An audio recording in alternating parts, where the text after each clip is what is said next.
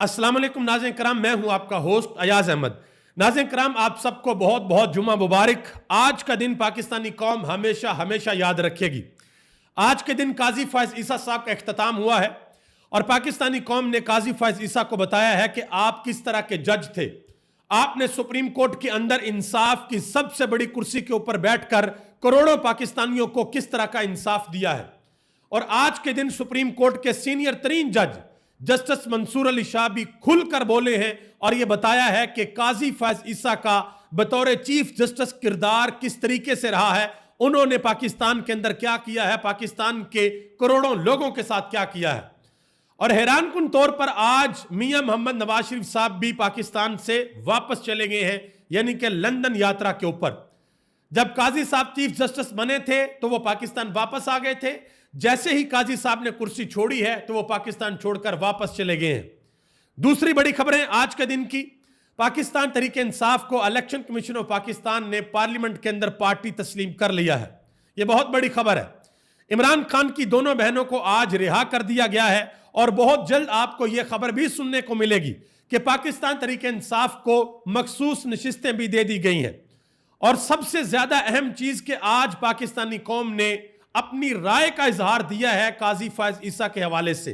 आज लोगों ने बड़ी अहम बातें की हैं और मैंने पिछले वीडियो के अंदर आपसे गुजारिश की थी कि आपने कमेंट बॉक्स के अंदर बताना है कि काजी फायज ईसा साहब किस तरह के जज रहे हैं और आपने अपना पैगाम लिखना है। बहुत बड़ी तादाद के अंदर आप लोगों ने अपनी राय का इजहार किया है, आप सबका बहुत बहुत शुक्रिया। तो वो कमेंट मैंने निकाल के रखे हैं, वो भी आपके सामने रखने के लिए जा रहा हूं। आगे बढ़ने से कबल आपसे गुजारिश करूंगा कि वीडियो को लाइक कर दें, चैनल को सब्सक्राइब कर लें और मेरे उन तमाम दोस्तों का बेहद शुक्रिया जिन्होंने हमारे यूट्यूब चैनल को सब्सक्राइब किया। पहले नंबर पे आपको यह बता दूं कि इमरान खान की दोनों बहनों को आज जमानत दे दी गई है। इमरान खान की बहन नूरीन न्याजी, उनसे एक सहाफी ने सवाल पूछा कि आज आप कितनी खुश हैं। उन्होंने कहा कि यह पूछना ही नहीं बनता कि मैं कितनी खुश हूं, मेरी बहनों की रिहाई हो गई है, इस पर मैं बेइंतहा खुश हूं। अब मैं उनको लेने के लिए जेहलम जाऊंगी। कौम और तहरीक इंसाफ का अब एक मकसद होना चाहिए और वो है इमरान खान की रिहाई। उन्होंने कहा कि असल खुशी उस वक्त होगी जब इमरान खान रिहा होंगे। एक और सहाफी ने सवाल किया कि इमरान खान की दाढ़ी बड़ी हुई है, क्या यह मजबूरन है कि इमरान खान ने मजबूरी के अंदर ऐसा किया है। तो इमरान खान की बहन नूरीन न्याजी ने कहा कि ये लोग बहुत गिरी हुई सोच रखने वाले थे। इमरान खान से इन्होंने सारा सामान वापस ले लिया। ये लोग समझते थे कि शेविंग किट लेकर इमरान खान टूट जाएगा, कि इमरान खान के पास ये सामान नहीं होगा तो इमरान खान टूट जाएगा। उन्होंने कहा कि इमरान खान की इज्जत उसके अपने अमाल से है, दाढ़ी रखने या ना रखने से उसको कोई फर्क नहीं पड़ेगा। यह इमरान खान की बहन ने कहा है। अब आगे आ जाए, आज पाकिस्तान तहरीक इंसाफ के लिए बहुत बड़ी खुशखबरी है कि इलेक्शन कमीशन ऑफ पाकिस्तान ने पाकिस्तान तहरीक इंसाफ को पार्टी तस्लीम कर लिया है। अब आप अंदाजा लगाएं, जैसे ही काजी फायज ईसा साहब अपनी कुर्सी से उतरे हैं, इलेक्शन कमीशन को अंदाजा हो गया कि वो बंदा जो ये कहता था कि भाई इस फैसले को नहीं मानना, वो तो आज हो गया रिटायर्ड। इसके अलावा 11 जजेस जिन्होंने पाकिस्तान तहरीक इंसाफ को पार्टी तस्लीम किया मखसूस नशिस्तों के केस में, वो 11 के 11 सुप्रीम कोर्ट के अंदर मौजूद है। तो इलेक्शन कमीशन ऑफ पाकिस्तान को आज अंदाजा हो गया कि भाई मानना पड़ेगा, तो आज उन्होंने मान लिया है और आप देखेंगे कि मखसूस नशिस्तें भी इनको पाकिस्तान तहरीक इंसाफ को देना पड़ेंगी। वरना जो पाकिस्तान के अगले चीफ जस्टिस बनने के लिए जा रहे हैं याया अफरीदी साहब, उनका इख्तलाफी नोट भी आप पढ़ लें और 8 जजेस जो हैं उनका फैसला भी पढ़ लें कि उन्होंने क्या फैसला दिया हुआ। काजी फायज ईसा साहब के एजाज में आज फुल कोर्ट रेफरेंस था, उसमें ना जस्टिस मंसूर अली शाह ने शिरकत की है, ना जस्टिस मुनीब अख्तर ने शिरकत की है, ना जस्टिस अतर मनुल्लाह ने, ना जस्टिस आयशा मलिक ने और ना जस्टिस मलक शहजाद ने। इन तमाम ने उस फुल कोर्ट रेफरेंस के अंदर आज शिरकत नहीं की। और जस्टिस मंसूर अली शाह साहब तो आज खुलकर बोले हैं।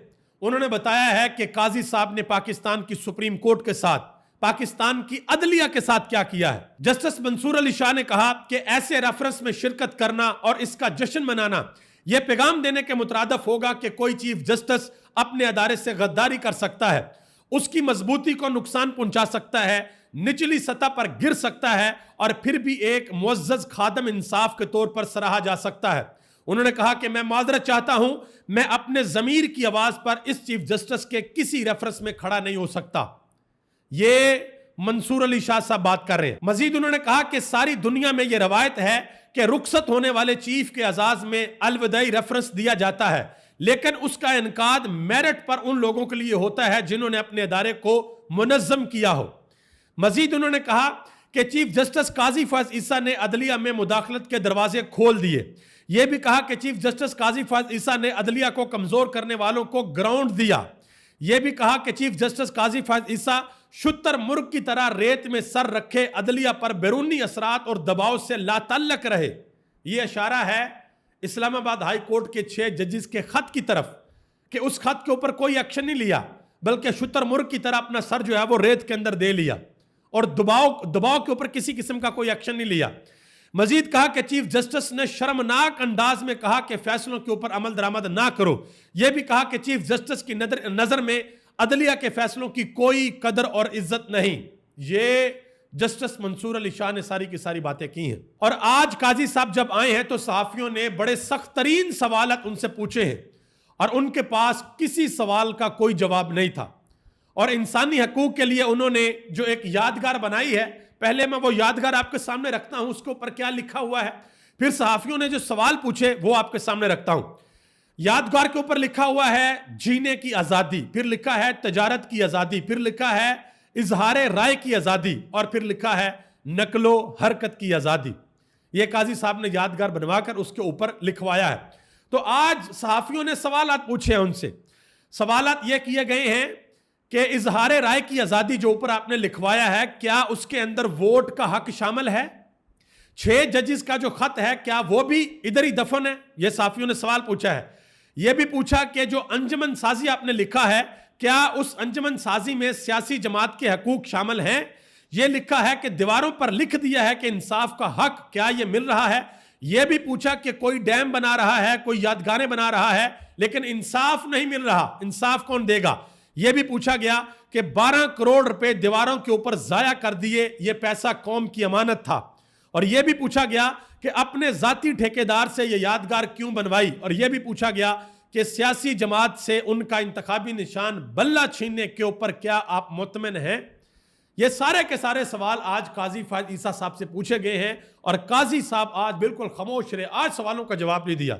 और आप यकीन करें, मुझे मुख्तलिफ नजर आए। एक काजी साहब वो थे जो सुप्रीम कोर्ट के अंदर किसी को बोलने नहीं देते थे और आज काजी साहब बिल्कुल खामोश थे। और आप यकीन करें, काजी साहब का ये सारे का सारा किस्सा आने वाले जितने भी चीफ जस्टिस हैं उनके लिए बहुत बड़ा सबक है कि इस चीज से फर्क नहीं पड़ता कि आप चीफ जस्टिस बनते हैं या नहीं बनते। फर्क इस चीज से पड़ता है कि जिस मसनद पर अल्लाह ने आपको बिठाया है, क्या आप उसका हक अदा करते हैं कि नहीं करते? क्या आप लोगों को इंसाफ देते हैं या नहीं देते? वो काम जो आपको करना चाहिए, क्या आप वो करते हैं या नहीं करते?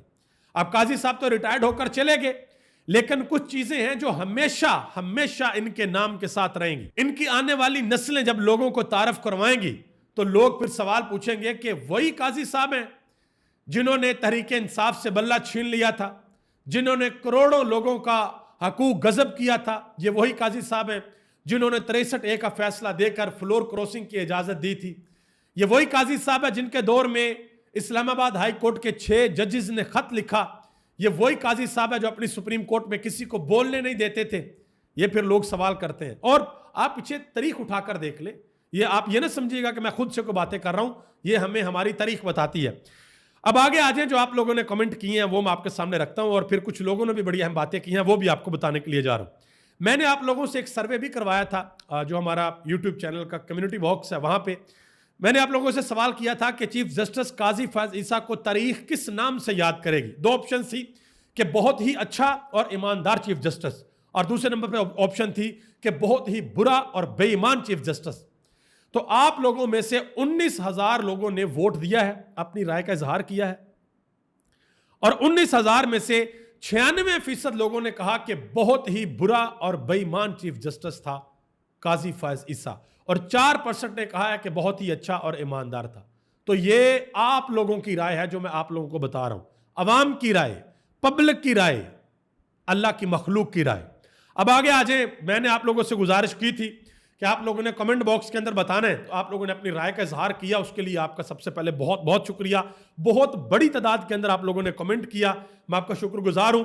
सारे कमेंट तो नहीं पढ़ सकता था, लेकिन कुछ कमेंट्स मैंने निकाल कर रखे हैं, ये आपके सामने पेश करने के लिए जा रहा हूं, जरा सुनिएगा।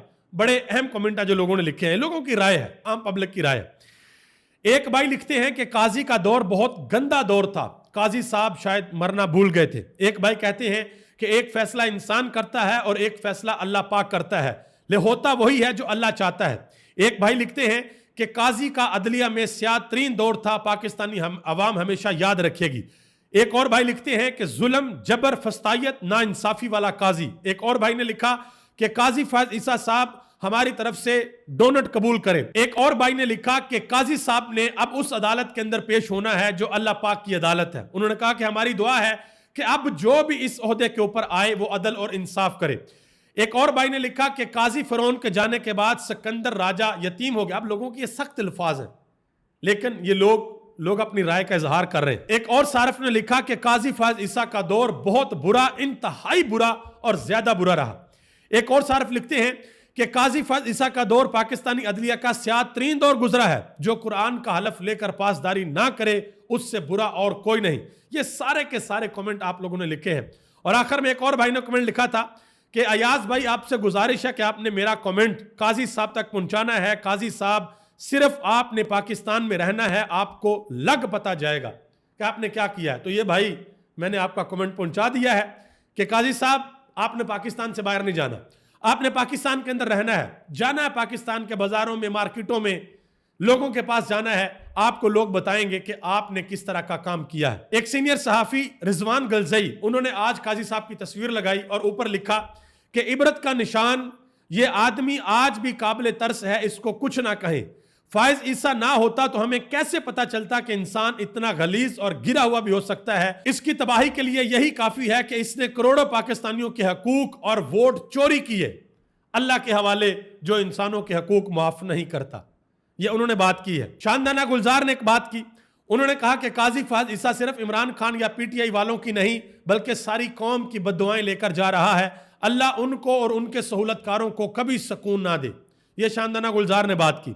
मोहम्मद जुबैर ने कहा कि जस्टिस काजी फैज ईसा के दो ही मकसद थे, पहला यह कि चीफ जस्टिस बनना और दूसरा यह कि तहरीक इंसाफ और इमरान खान के खिलाफ फैसले देना। और मेरे ख्याल से तीसरा एक और भी था कि जस्टिस मंसूर अली शाह को किसी भी सूरत अगला चीफ जस्टिस ना बनने देना। इरशाद भट्टी ने एक बात की है, उन्होंने कहा कि शुक्र अल्हम्दुलिल्लाह आज पाकिस्तान की 77 साल तारीख के एक मुतनाज़ा तरीन जज और एक जानबदार तरीन जज काजी फैज ईसा से जान छूट गई है। जस्टिस काजी आज के जस्टिस मुनीर और आज के जस्टिस कयूम, और ये हमेशा अपने सियातरीन फैसलों की वजह से याद रखे जाएंगे। जस्टिस काजी के दौर में अदलिया की इज्जत खाक में मिला दी गई, ये उन्होंने बात की है। अब पता चलेगा आने वाले दिनों में कि मजीद आगे क्या होता है। लोगों ने बातें करना शुरू कर दी हैं कि जी इमरान खान को रिलीफ मिलना शुरू हो गया है, इमरान खान की डील हो गई है। एक बात याद रखिएगा, डील पता किसको कहते हैं? डील ये कहते हैं कि आपने कोई जुर्म किया हो, आपको सजा हो गई हो, आप जेल के अंदर बंद हो, फिर आप कोई साजबाज करें कि यार मुझे निकालो ना जरा बाहर, मुझे बाहर निकालो, और आप बाहर निकल जाएं, उसको कहते हैं डील।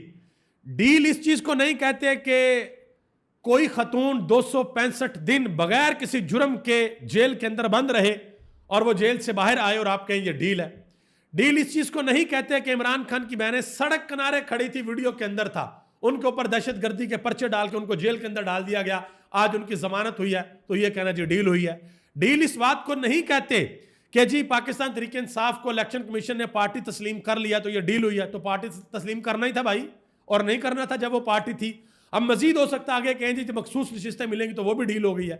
हो सकता है ये भी कहें कि इमरान खान बाहर जब आए तो ये भी डील हुई है। अगर उसने डील करनी होती तो वो इतना ज्यादा अरसा जेल के अंदर क्यों रहता? वो आराम से पहले डील करता, वो अटक जेल के अंदर ही डील कर लेता, वो डयाला के अंदर ना आता। चलो डयाला के अंदर आ गया था तो सख्त सर्दी की रातें और सख्त गर्मियों के दिन उसने बर्दाश्त किए, वो तब डील कर लेता। बहरहाल आने वाले दिनों में पता चलेगा। मेरी आपसे गुजारिश है कि आपने ये दुआ करनी है, अल्लाह ताला अपने फजल और अपने करम से मुल्क पाकिस्तान पर अपना खास करम फरमाए।